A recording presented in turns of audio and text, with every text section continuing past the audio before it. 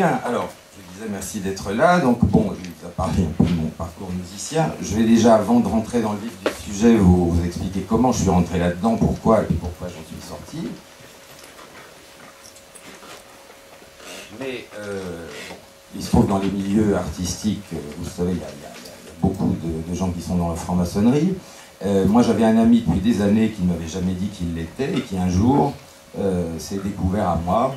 On dit ça, hein, c'est se découvrir, c'est révéler qu'on est franc-maçon. Bon, et un jour, il me dit, écoute, depuis toujours, tu es passionné par le symbolisme, tu es un artiste reconnu, je suis sûr que tu te sentirais bien en loge. Bon. Alors moi, c'était pas du tout mon truc, j'étais effectivement depuis très longtemps passionné par tout ce qui touchait au symbole, mais je n'avais pas spécialement envie d'intégrer ça, et sur le moment, je lui ai dit non. Je lui ai quand même posé quelques questions. Je savais déjà un petit peu ce qu'était la franc-maçonnerie, mais évidemment, de l'extérieur et de l'intérieur, c'est pas pareil. Et puis 2 ans après, il se trouve qu'il est revenu à la charge, et puis je pense que ça doit être le fait que des compositeurs comme Haydn, Mozart ou Beethoven ou Liszt étaient francs-maçons, j'ai accepté, et puis j'y suis rentré. Je l'expliquerai tout à l'heure plus en détail. J'en suis donc sorti 8 ans après être devenu maître, parce qu'il faut savoir que dans la franc-maçonnerie, avant d'être maître, vous pouvez de toute façon pas savoir du tout où ça va.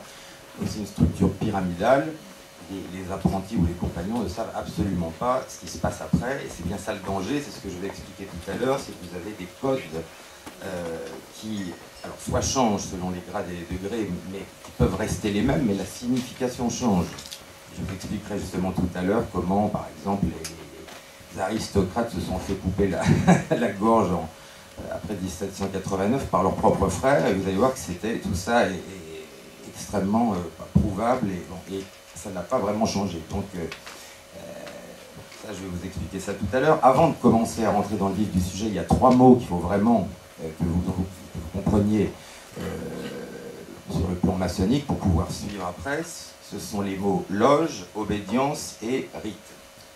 Alors, une loge, ça représente soit l'endroit où se réunissent un groupe de frères, soit l'intégralité des frères qui se réunissent tous les 15 jours, etc., qui sont en général par groupe de 40 ou 50. Donc on appelle ça une loge. Bon. Les obédiences, vous avez le Grand Orient de France, la Grande Loge de France, la Grande Loge le droit humain, la Grande Loge féminine, la Grande Loge nationale française, ce sont des structures qui regroupent un grand nombre de loges, même sur le plan administratif. Donc une obédience va regrouper 100, 200 ou 300 loges. Voilà. Et alors un rite, au sens maçonnique du terme, c'est évidemment des écrits qui forment une structure avec des codes particuliers et une idéologie justement dont on va parler. Il y a un grand nombre de rites différents, mais celui sur lequel on va se concentrer, parce que c'est là où est le vrai problème, et vous verrez tout à l'heure, c'est celui qu'on appelle le rite écossais ancien et accepté. Ils ont 33 degrés, et vous verrez que c'est pas un hasard si on s'attarde sur celui-là, parce que c'est là qu'est vraiment le lobby de pouvoir, et beaucoup plus. C'est pas un hasard si tous les hommes politiques, les juges ou les policiers qui sont francs-maçons sont tous dans ce rite-là et pas dans un autre. Voilà. Donc vous allez apprendre pourquoi tout à l'heure. Donc bon, comme je vous ai dit, il y a plusieurs types de franc-maçonnerie, mais ce rite écossais ancien et accepté est vraiment ce qui a été le cœur de la déviation de la maçonnerie, parce qu'il faut savoir que ça n'a pas toujours été ce que c'est devenu. On va voir pourquoi, et je vais vous donner des exemples concrets. Il faut savoir que la maçonnerie, avant 1717, avait rien à voir avec ce qu'elle est aujourd'hui. Au XIVe siècle, par exemple, vous aviez des francs-maçons qui étaient uniquement des compagnons du Tour de France, des ouvriers, des tailleurs de pierre, des architectes, hein, des vrais architectes, pas grands architectes de l'univers, et qui étaient donc des groupes comme ça, qui étaient extrêmement instruits. Il n'y avait ni lobby, ni quoi que ce soit. Au départ, ça s'appelait la maçonnerie opérative. Voilà. Et on va voir comment des gens se sont infiltrés là-dedans et petit à petit ont transformé ça en ce qu'on appelle maintenant la maçonnerie spéculative, où on trouve effectivement plus de banquiers et d'hommes politiques que d'architectes ou d'ouvriers. Moi, j'ai jamais rencontré un ouvrier en loge, ça en dit beaucoup, alors que ça n'a pas toujours été comme ça. Donc la franc-maçonnerie spéculative est née en 1717, à Londres, c'est la Grande Loge Unie d'Angleterre, dont le but était très clairement d'affaiblir toutes les dynasties catholiques, ça, et de faire de Londres le centre financier vraiment usurier, on peut dire. C'est écrit noir sur blanc, donc le but était très clair. Et entre 1717 en Angleterre, donc à Londres, et les années qui précèdent la Révolution française, tout a été, tout est devenu comme ça, absolument dans le monde entier. On va voir en France en particulier, mais la maçonnerie opérative a disparu au profit de cette maçonnerie-là, qui à ce moment-là déjà devenue un lobby de pouvoir et politique également, évidemment, par la force des choses. Donc, je vais vous expliquer pourquoi.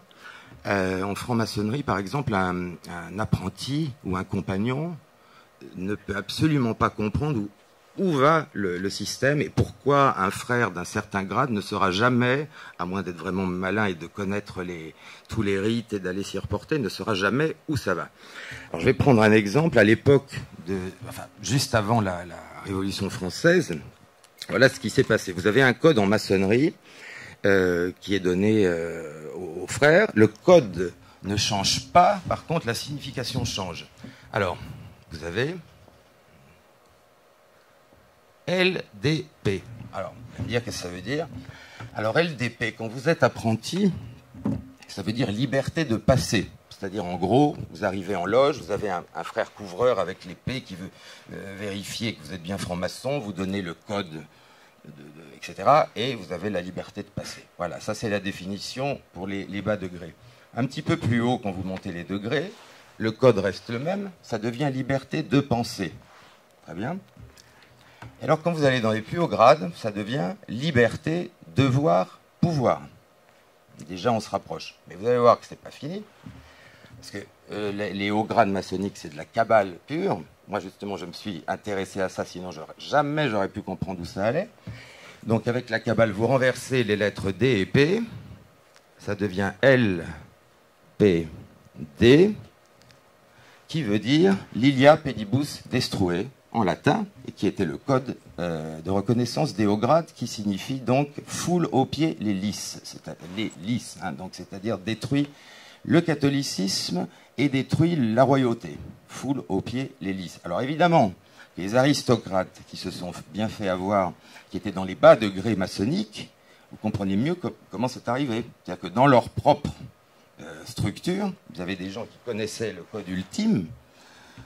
D'ailleurs, ils se sont fait la plupart du temps couper la tête par leurs propres frères. Donc vous comprenez mieux comment ça fonctionne. Et il y a toujours des choses comme ça. La signification des mots de passe change selon les grades. Voilà. Et vous allez voir qu'on a des symboles, vous savez, le compas, l'équerre, etc. Et à un certain degré, ils sont dans une position. À un autre degré, ils sont dans une autre position. Ça, vous le verrez dans le livre, parce qu'il y a toutes les photos. Par exemple, bon, je dessine très mal, mais je vais quand même vous montrer. Quand on est en loge,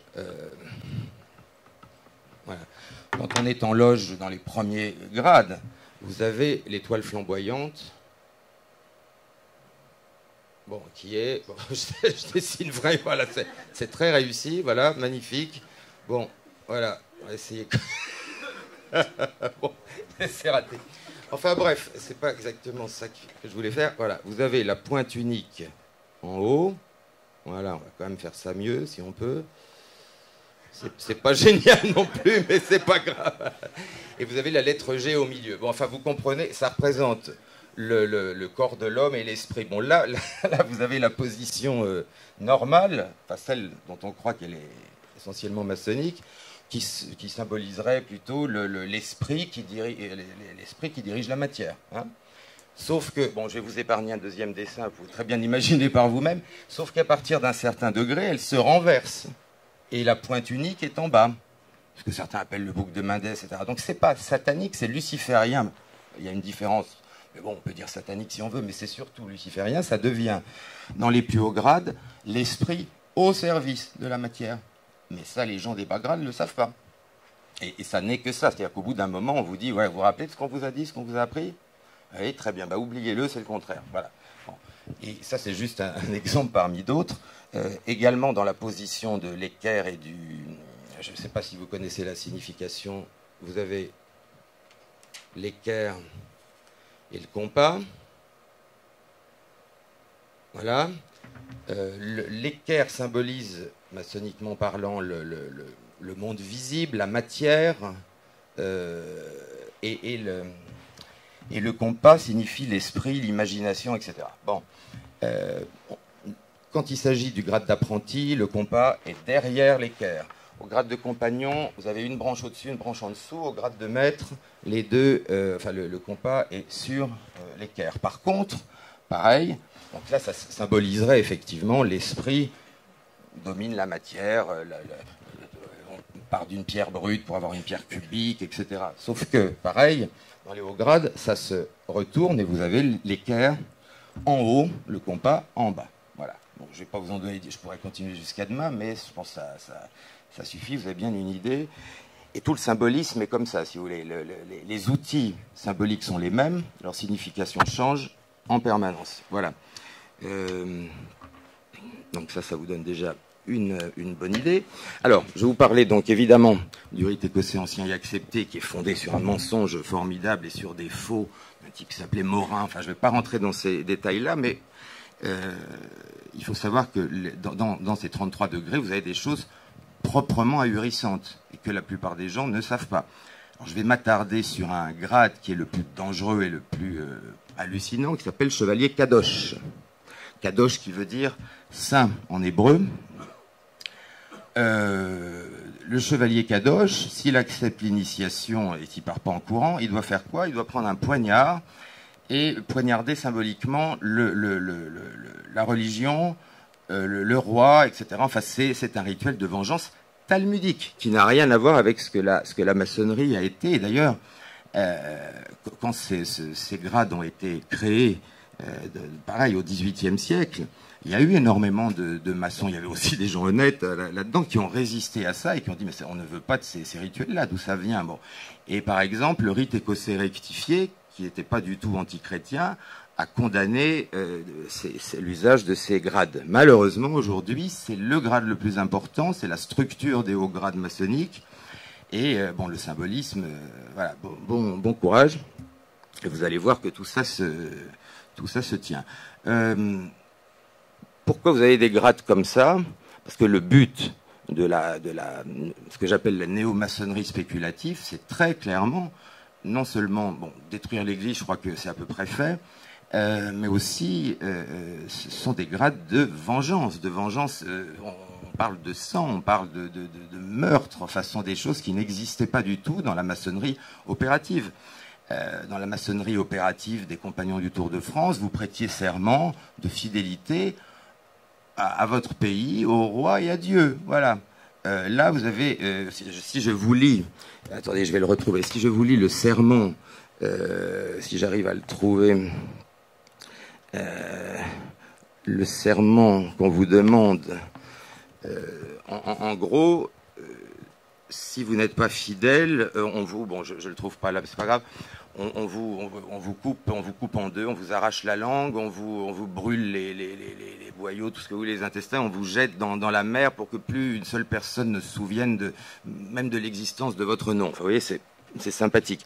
Bon, et ça, c'est la maçonnerie spéculative, celle qui est née, comme je vous l'ai dit, entre 1717 et qui s'est finalisée juste dans les années précédant la Révolution française, mais ça a été très vite et dans le monde entier. Donc maintenant, tous les gens de pouvoir, à chaque fois que vous entendez parler d'un scandale maçonnique, c'est toujours ce rite-là, hein, c'est pas un hasard. Tous les présidents des États-Unis ont été francs-maçons à ce rite-là, sauf peut-être, je ne sais pas si Bush l'a été, mais lui faisait partie des Schools and Bonds, maintenant il y a d'autres choses, mais disons que le président américain était tous 33e degré du rite écossais ancien et accepté, et évidemment c'est pas un hasard, parce que c'est par cette voie-là que les choses se font. Bon. Alors je vais vous parler un peu de la Kabbale, parce que bien évidemment, dans les rituels maçonniques, quand vous cherchez un peu à regarder ce qui se passe, vous comprenez que tout est codé, tout est kabbalistique. Alors, ce qui a l'air difficile à croire, mais c'est pourtant vrai, c'est que vous avez des gens qui n'ont pas le courage même d'aller chercher la signification des codes qu'on leur donne. Vous avez des frères qui vont répéter un code en hébreu, parce que presque tout est en hébreu, sans même aller chercher ce que ça veut dire. Et ça existe, ça a l'air ahurissant. Bon, moi, évidemment, vu ma personnalité, quand on a commencé à me balancer ce genre de code, je me suis vraiment intéressé à la Kabbale pour savoir ce que ça voulait dire.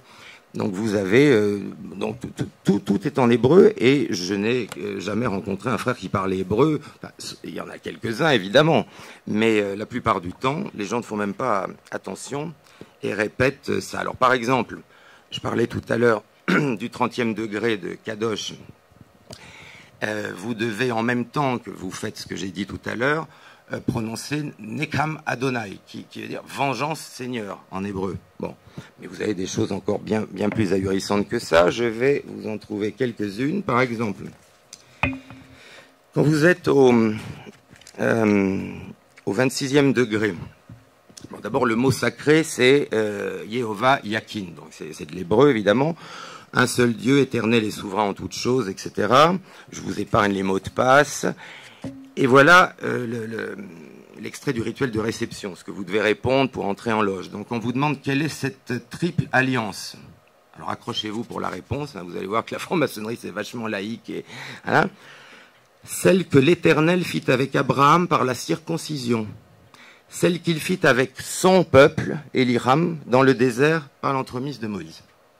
Alors, maintenant, si vous voulez, quand les hypocrites du Grand Orient de France viennent vous dire que c'est universaliste et pas voilà, et laïque, ah bah, si on considère que la laïcité, c'est simplement effectivement critiquer le catholicisme et les musulmans, sans doute. Mais enfin, pour ce qui concerne le judaïsme et les protestants, pas du tout. Voilà.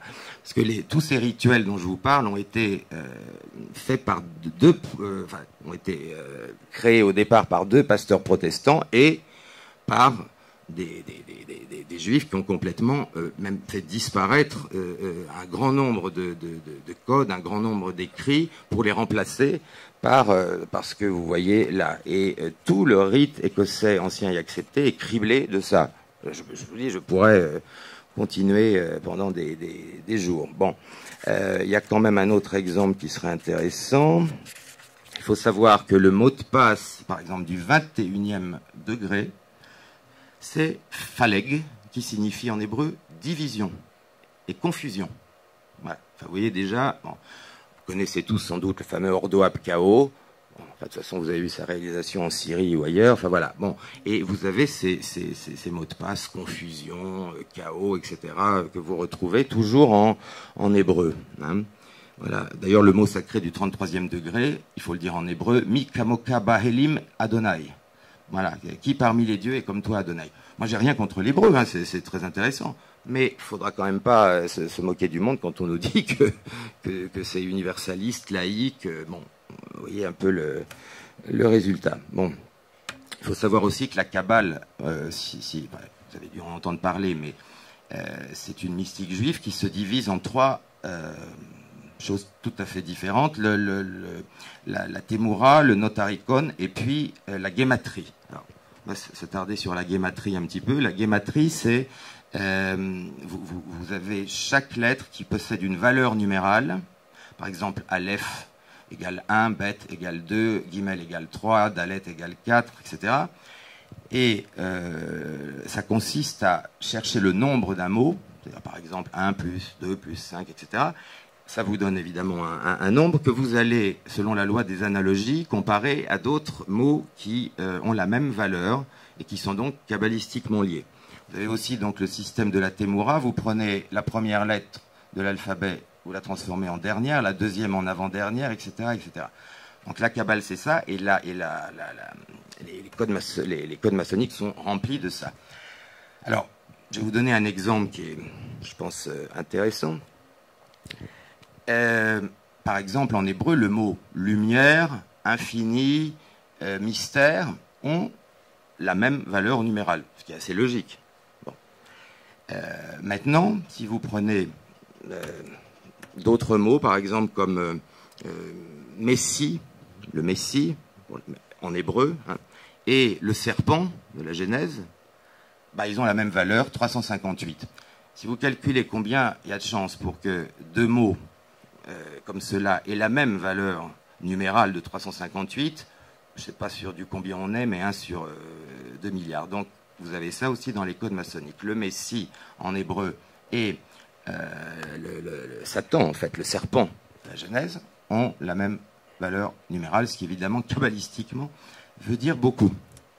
Voilà, c'était juste pour vous donner un exemple. Bon, alors maintenant, je vais vous parler un peu de d'abord de comment le rite ancien et accepté a été conçu, et surtout les liens qu'il a avec des choses que vous soupçonnez même pas. Donc, ça vous le verrez plus en détail dans le livre. Mais il faut savoir que on nous dit que la franc-maçonnerie du rite écossais ancien et accepté à 33 degrés et c'est fini. Mais en fait, au-dessus de ça, vous avez une maçonnerie. Alors, ils n'acceptent pas ça, mais vous avez une maçonnerie qui s'appelle le bénébérite, hein, interdite aux non-juifs. C'est très clair. Interdite aux non-juifs. Seuls les juifs de sang de la mer, etc., peuvent y rentrer. Et il se trouve que, alors, ils répondent non, mais ça n'a pas de lien, etc. Bon, non seulement ça en a un, mais j'ai retrouvé les preuves des chartes signées entre Albert Pike, qui est celui qui est l'auteur d'ailleurs du fameux dogme et moral dogme et rituel de la franc-maçonnerie, qui est le livre, un des livres phares des maçons de haut grade. Eh bien, Pike, avec le bénébérite, ont fait un accord. Là, je ne retrouve pas la date ici, mais je vous la donnerai tout à l'heure si vous voulez, c'est pas très grave. Un accord de réciprocité qui a été signé en bonne et due forme. Alors, il faut savoir que Pike, le fameux Pike, était aussi un des grands maîtres du Ku Klux Klan. Mais attendez, vous n'êtes pas au bout de vos surprises. Parce que non seulement... Alors d'ailleurs, le triple K de Kadosh, hein, du 30e degré, fait aussi référence au Ku Klux Klan. Mais vous allez voir beaucoup mieux, c'est que le bénébérite aussi a eu des liens avec le Ku Klux Klan. Je vais essayer. Alors là, il faut quand même que je vous retrouve le passage. Voilà, donc, parlons du bénébérite. Hein. Les bénébérites ne sont qu'un pis-aller. Partout, la maçonnerie peut avouer sans danger qu'elle est juive par nature et par fin, des loges ordinaires suffisent à la tâche. Alors là, il faut que je donne mes sources, évidemment. Cet extrait du Bénébérite Magazine, hein, du volume, je crois, 63, voilà, signé par le frère Magnien, etc., etc.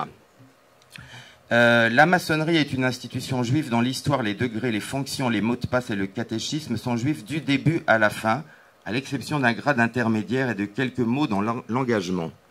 Ça, ce sont les publications de Jewish Society à Philadelphie, 3 août 1855. Il faut savoir qu'en plus, le président du Bénébérite, dans les années 1860, s'intitulait Grand Nazi. Ça a l'air d'une blague, parce que vous allez me dire, mais comment on peut s'intituler Grand Nazi en 1868 ? Il faut savoir que c'était des titres qui se donnaient eux-mêmes comme princes de l'exil du temps de Babylone, et donc voilà. Alors ça, je pense, c'est quand même intéressant. Donc le grand secrétaire s'appelait Grand Sahar, et le grand président s'appelait Grand Nazi. Bon. Vous avez en 1929, dans le journal du Bénébérite,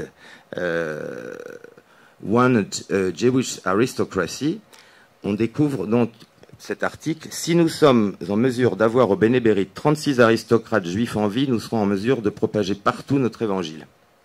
L'ordre international Bénébérite a besoin de réunir l'élite des communautés juives pour l'intéresser aux problèmes de notre peuple. Le Bénébérite accepte dans ses rangs tout juif pouvant contribuer à relever le prestige d'Israël. Et ça, c'est bien avant la création de l'État d'Israël. Bon. Je vais finir la démonstration. Je vais quand même vous retrouver la date, hein, parce que je parlais d'Albert Pike. L'accord entre le Bénébérite et le rite écossais ancien et accepté a eu lieu le 12 septembre 1874 à Charleston, entre donc Albert Pike, chef suprême du directoire dogmatique du rite écossais ancien et accepté, et Armand Lévy pour le Bénébérite. Voilà. D'ailleurs, Albert Pike a signé de son nom d'initié Limud Einshof. Einshof, c'est la correcte prononciation de sans limite en hébreu. Voilà. Alors, je termine juste avec ça. Accrochez-vous, cet extrait de la revue du Bénébérite de janvier 1923. C'est le bénémérite qui parle. Le Ku Klux Klan peut devenir un instrument de progrès et de bienfaisance utile à la fois au pays et à ses citoyens. Vous voyez ? Bon. Faut comprendre quand on essaie de dire des choses, quand on dit que les nazis, c'est pas toujours du côté... Enfin, vous voyez ce que je veux dire ? Bon, là, quand même, je pense que... Voilà. J'en dirai pas plus, c'est pas la peine. Ça, de toute façon, c'est sourcé, c'est prouvé, on a retrouvé, donc voilà.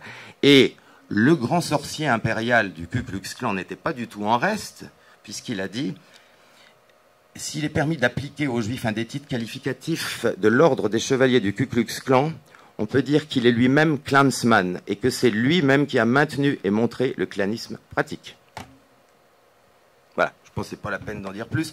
En tout cas, le lien déjà entre le bénémérite et le rite écossais ancien accepté, démontré et prouvé, et le lien entre le bénémérite et le Ku Klux Klan aussi. Voilà, alors, bon, quand même des documents qui restent. Donc déjà, vous voyez un peu où on est. Donc, dans les hauts grades maçonniques, vous avez ce genre de choses, et donc on se rend compte au fur et à mesure des degrés qu'on est vraiment sur quelque chose qui est tout le contraire de ce qu'on nous a dit. C'est pour ça, moi, j'ai aucun problème de conscience à foutre le camp de là, parce que c'est pas moi qui ai trahi quoi que ce soit, c'est eux qui trahissent. Ils vous vendent la franc-maçonnerie comme quelque chose de laïque, mais dans le bon sens du terme, c'est-à-dire de laïque dans le sens de respect des croyances ou des non-croyances de l'autre, ok ? Mais c'est pas ça. C'est du laïcisme, et c'est du laïcisme uniquement quand il s'agit de critiquer les catholiques et les musulmans. Mais tout ce que vous voyez est en hébreu, et ça, je dis, ça me gêne pas, mais il faudrait quand même expliquer pourquoi. Et quand vous voyez la nature des codes, bon, là, on est dans du Talmud pur, quoi. Voilà. Et ça, c'est quand même un peu emmerdant. Mais ce qui a l'air incroyable, c'est que vous avez aussi des francs-maçons qui sont en loge depuis longtemps, et qui... Parce que chacun a son rôle, mais il y a des gens qui restent depuis des années, qui sont même pas conscients de ça, qui n'ont pas forcément eu l'envie d'aller dans d'autres grades ou de chercher tout ça. Et très souvent, ils ne parlent pas l'hébreu, donc on leur donne un code, ils le répètent, ça existe aussi. Bon, évidemment, il y en a qui le savent, ça, il n'y a pas de doute. Mais il y a beaucoup de gens qui se contentent de se laisser... ils ne veulent pas les regarder au-dessus. Évidemment, on leur dit... vous savez, si vous êtes compagnon, par exemple, et que vous êtes un peu curieux et que vous voulez demander à un maître mais ça, qu'est-ce que c'est ? Il va vous dire, tu la boucles. Non, tu es à ce degré-là.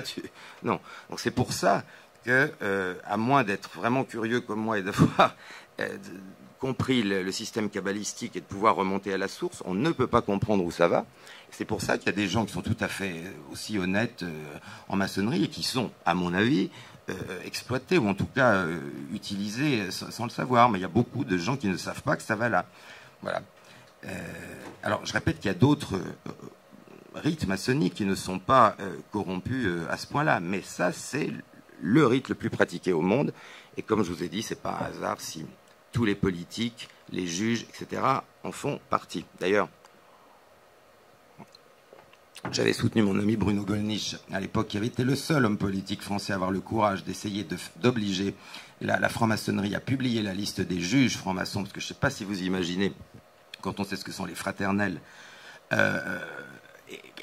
savez quand même dans la franc-maçonnerie, si un frère est en difficulté, il fait un certain geste, etc., et le frère ou la sœur qui est à côté est censé être obligé de le sortir de soucis dans lequel il se trouve.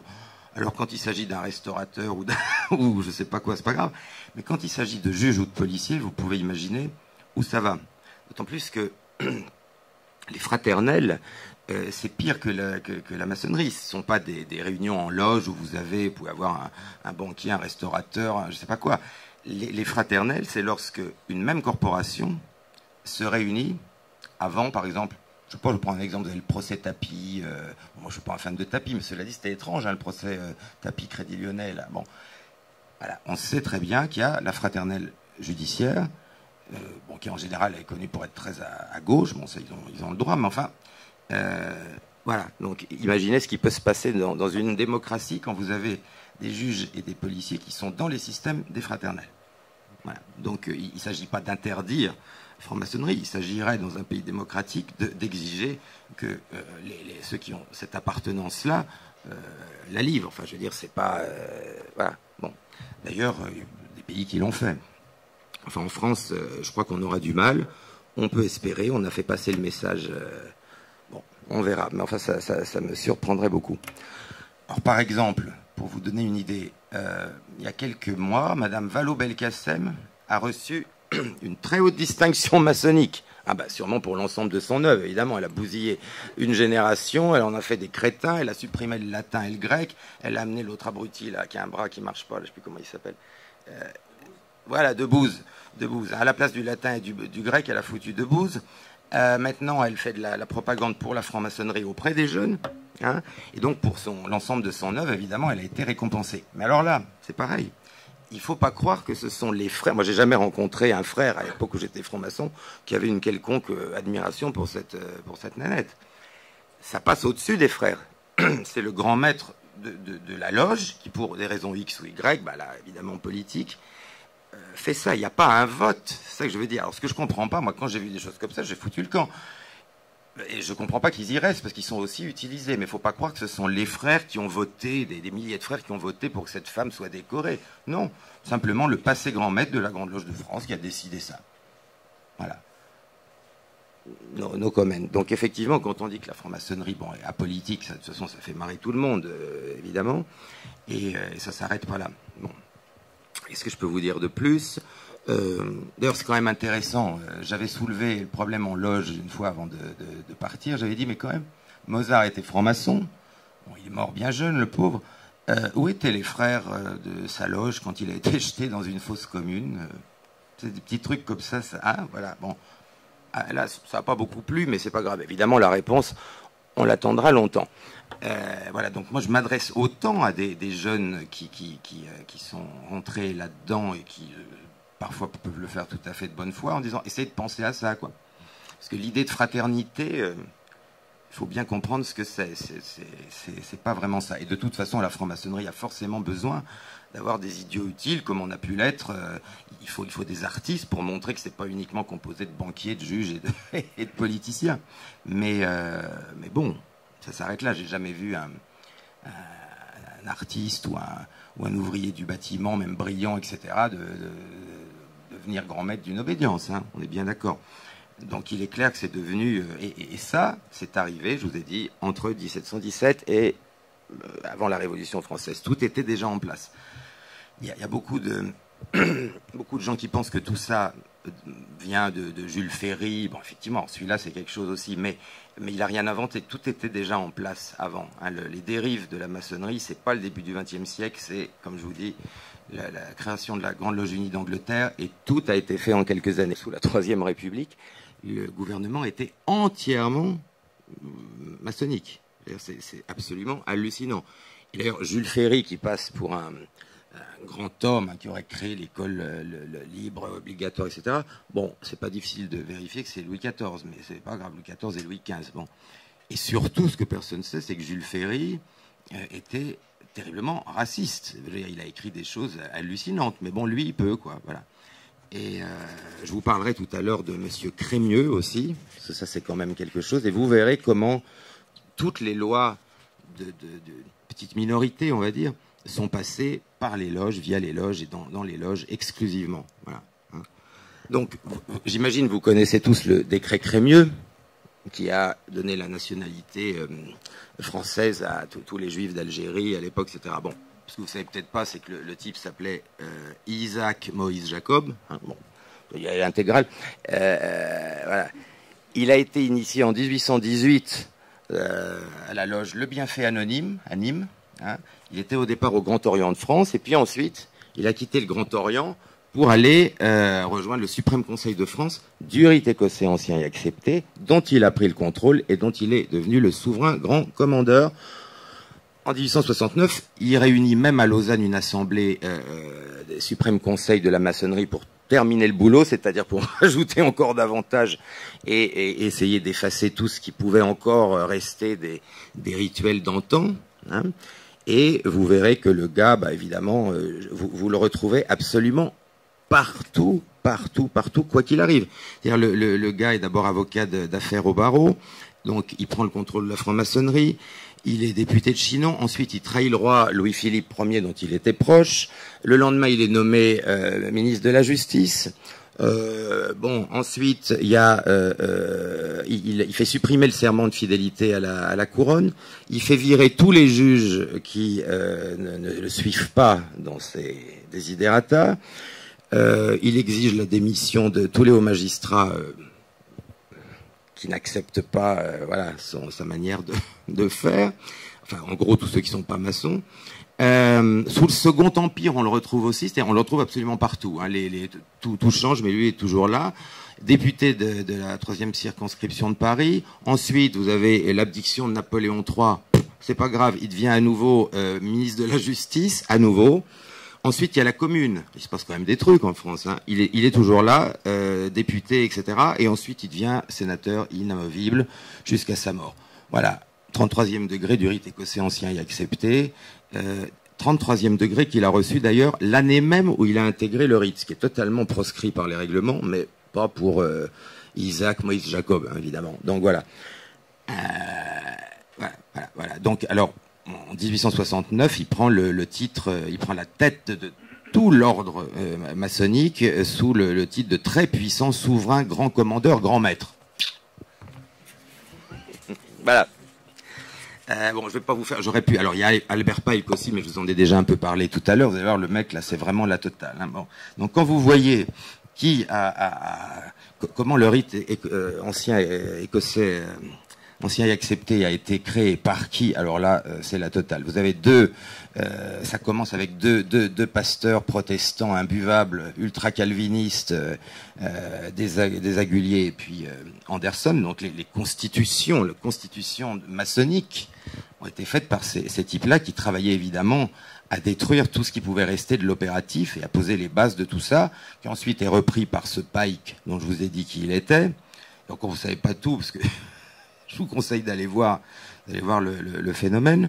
Bon, et puis par-dessus, vous avez les crémieux, etc., qui terminent le boulot. Donc la franc-maçonnerie n'a plus rien à voir avec ce qu'elle a été, ça, je crois que c'est clair.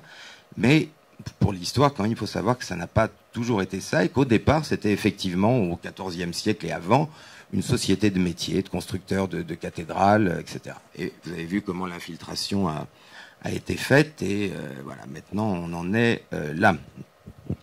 Qu'est-ce que je peux vous dire avant qu'on passe? J'ai encore quelque chose à vous dire, et puis ensuite je pense que ce sera bien que vous posiez des questions, on rebondira comme ça. Par exemple, bon, je vous ai donné l'exemple du Bénébérite, donc qui est très clairement lié au rite écossais ancien et accepté, ce qui explique que même au 33e degré, vous avez des gens qui sont pas de la partie, quoi. Tout ça est choisi après selon les intérêts. Alors, ce qui est intéressant, c'est que la franc-maçonnerie n'est évidemment ni de gauche ni de droite. La franc-maçonnerie, elle est partout pour être sûre, évidemment, de pouvoir s'adapter. C'est bien pour ça que vous avez des francs-maçons dans tous les partis politiques.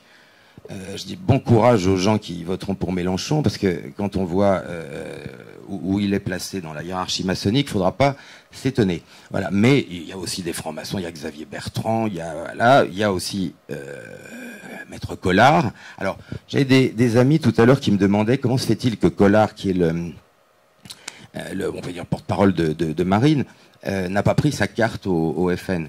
Et j'expliquais qu'il ne peut pas, parce que vous voyez l'hypocrisie de la maçonnerie. Un maçon qui aurait sa carte au FN serait immédiatement expulsé. Alors, ce qui montre en plus, il dit c'est apolitique, mais c'est apolitique, si vous avez une carte au FN, vous êtes expulsé immédiatement. Donc, il ne prend pas sa carte au FN pour rester dans la maçonnerie, parce que cette charte n'est toujours pas tombée. Donc, où il y a des gens du FN qui ne disent pas qu'ils y sont, mais enfin, s'il avait pris, lui, sa carte, il se serait fait expulsé de la franc-maçonnerie. Voilà, donc vous voyez un petit peu mieux comment ça fonctionne. Voilà, que vous dire d'autre? Si, je voulais quand même dire un mot sur ce qu'on appelle les tenues blanches, parce que moi, ça a été vraiment la goutte d'eau qui fait que je suis parti. Ce qu'on appelle une tenue blanche, c'est quand un conférencier, alors qui peut être maçon ou pas, vient parler pour les frères, c'est-à-dire vient faire une conférence pour les frères. Moi, j'ai vu la liste des invités, j'ai assisté à 3 tenues blanches, et je suis parti. J'ai vu Caroline Fourest.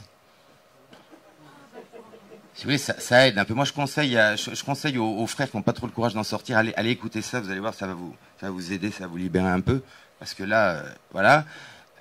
Bon, vous avez les vies de toutes voilà, les branches, et puis vous avez Klarsfeld aussi. Alors bon, je peux pas vous répéter, parce que là tout ce que je dis est absolument prouvé, donc ça, je peux pas vous répéter ce qui s'est dit à l'intérieur, parce que là j'aurai un procès aux fesses tout de suite. Alors si vous voulez, vous rentrez, moi j'étais rentré là-dedans. Alors là j'ai commencé quand même un peu à en vouloir au mec qui était de mon parrain. Il m'avait dit non mais tu vas voir c'est super, parce que moi quand même je suis pas rentré comme ça. Hein. Je lui ai dit mais attends, Rite Écossais ancien a accepté, quand même il y a des trucs. Il m'a dit non mais tu vas voir, c'est du symbolisme, c'est très libre. Oui, oui, c'est libre au début. Mais voilà, moi, j'ai pas vu justement des architectes, des grands penseurs dans les tenues blanches. J'ai vu, voilà, la fine équipe, quoi, comme d'habitude. Alors, c'est quand même un problème. Voilà. Donc, mais ça, il faut attendre pour le voir, parce que c'est ce que je dis. D'abord, un apprenti peut pas visiter. Il faut qu'il soit maître déjà pour pouvoir assister à ces tenues-là. Et même, ça dépend à quel degré il est. Enfin, tout est fait comme ça.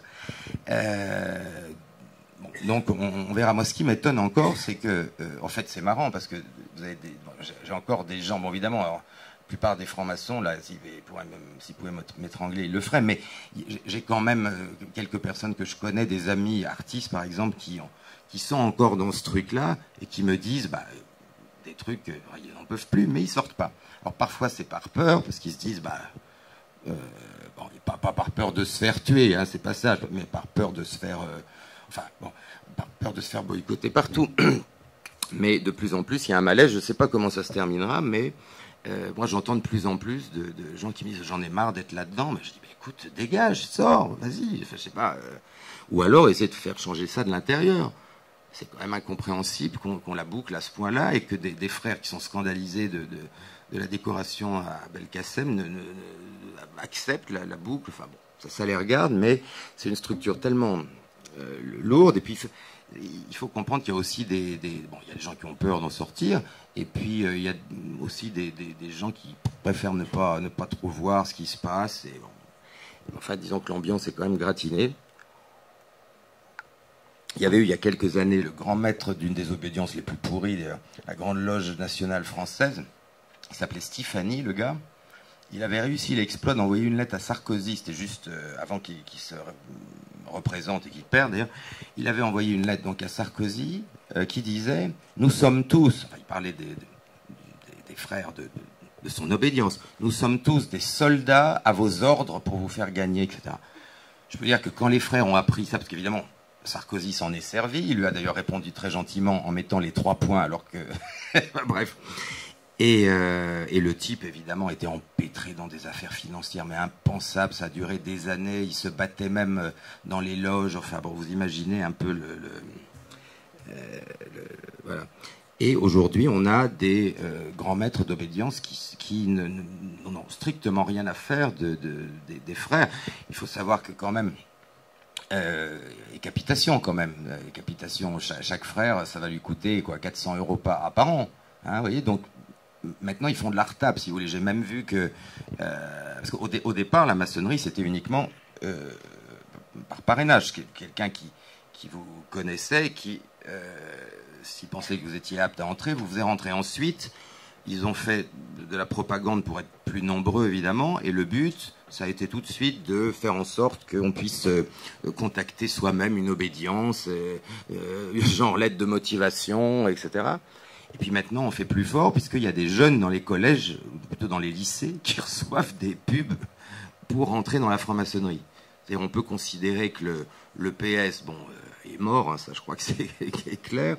Les mouvements genre SOS Racisme, il y a de plus en plus de gens qui ont compris que c'était pas un truc antiraciste et que c'était aussi complètement manipulé. Donc ils se demandent comment on va récupérer la jeunesse. Hein, ils vont pas se mettre au PS, ils vont pas. Alors comment on va pouvoir? Et là, il y a vraiment, pour la première fois, un désir de faire intégrer les plus jeunes à la franc-maçonnerie. Alors, on verra ce que ça donne, mais voilà, ça, on sent qu'on en est là.